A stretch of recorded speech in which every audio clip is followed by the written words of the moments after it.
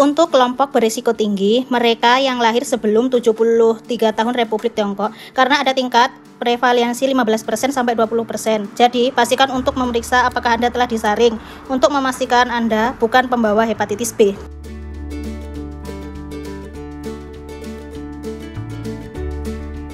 Halo semua, saya Dr. Liu Ice. Selamat datang, Dr. Tai Jiayan di klinik keperawatan. Halo semua, saya Dr. Tai Jiayan. Saat ini saya adalah dokter jaga di Departemen Hepatobiliar dan Pengobatan Pankreas di Rumah Sakit Memorial Chung Hao yang berafiliasi dengan Universitas Kedokteran Kosium. Apa saja gejala hepatitis B akut? Secara umum, hepatitis B disebabkan oleh infeksi virus hepatitis B. Setelah terinfeksi, disebut hepatitis B akut. Seperti yang dapat Anda pahami, mungkin ada gejala yang disebutkan, yang merupakan manifestasi fisik. Secara kasar dapat dibagi menjadi 3 tip. Setelah hepatitis B akut, tip pertama tidak ada gejala, tetapi ini mayoritas.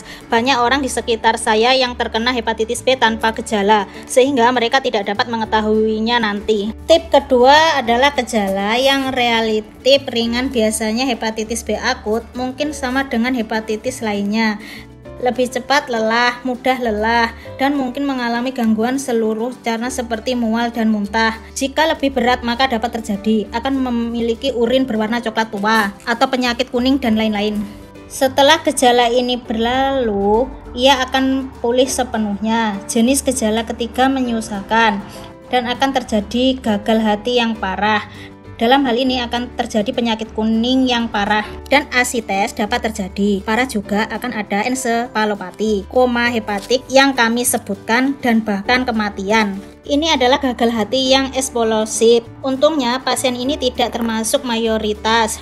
Jadi hanya dibagi menjadi simptomatik dan asimptomatik. Atau simptomatik jika ringan atau berat, harus diperiksa lebih lanjut untuk memastikan adalah hepatitis B. Apa saja gejala hepatitis B kronis? Adapun hepatitis B kronis, setelah 6 bulan terinfeksi virus hepatitis B, masih belum ada cara untuk menghilangkannya. Jadi, kami menyebutnya hepatitis B kronis, yang umumnya disebut hepatitis B kronis.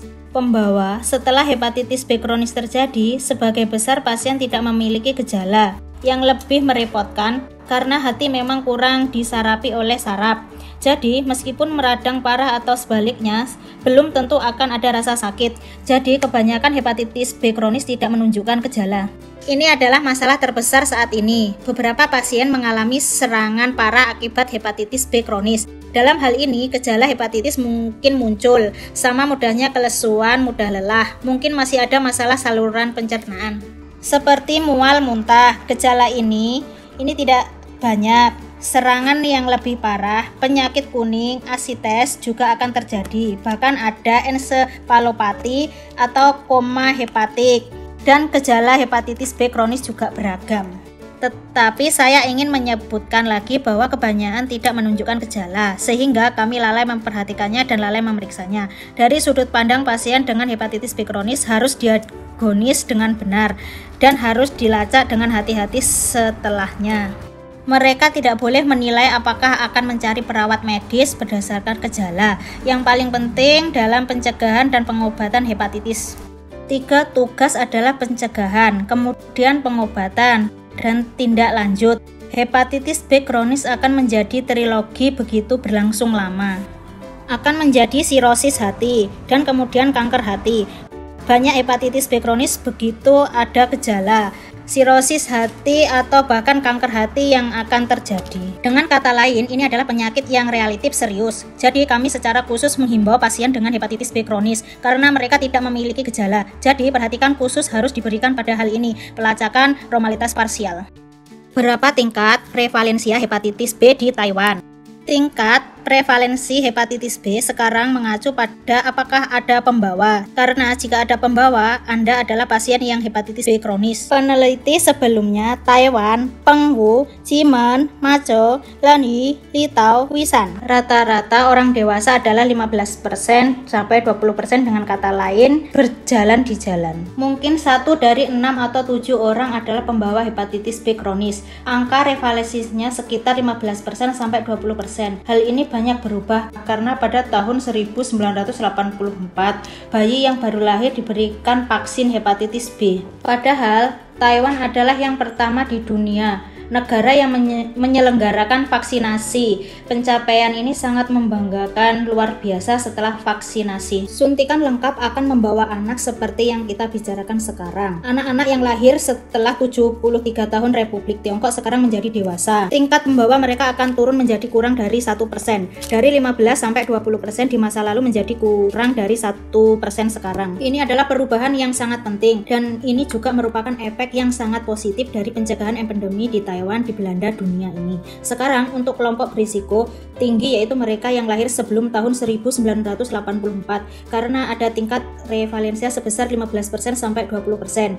Itu harus memperhatikan apakah Anda telah di screening untuk memastikan bahwa Anda bukan pembawa hepatitis B. Karena anak-anak dan sejumlah kecil anak masih mengalami situasi ini, mereka akan diperiksa bila perlu. Ini adalah prevalensi hepatitis B di Taiwan. Saya ingin dia adalah seorang manajer senior dan dia akan melakukan pemeriksaan fisik ketika perusahaan memilikinya. Juga datang ke klinik saya. Sayangnya 1 tahun dia sibuk atau karena perusahaan tidak hadir untuk memeriksa medis, dia mengabaikan pemeriksaan tersebut. Jadi setelah 2 tahun dia kembali dengan hepatitis B kronis dan sayangnya menderita kanker hati. Sayangnya karena tumor relatif besar tidak ada cara untuk mengobatinya. Sekarang dia sudah tidak hidup lagi. Kami masih harus mengajukan banding atas masalah ini. Pasien dengan hepatitis B kronis harus memberikan perhatian khusus pada tindak lanjut harian. Ini bukan karena mereka memiliki gejala atau keadaan khusus sehingga mereka harus memeriksa diri ke dokter. Harus menjaga pelacakan rutin untuk memastikan kesehatan. Terima kasih Dr. Da untuk datang ke garis perawatan. Sampai jumpa lagi, selamat tinggal.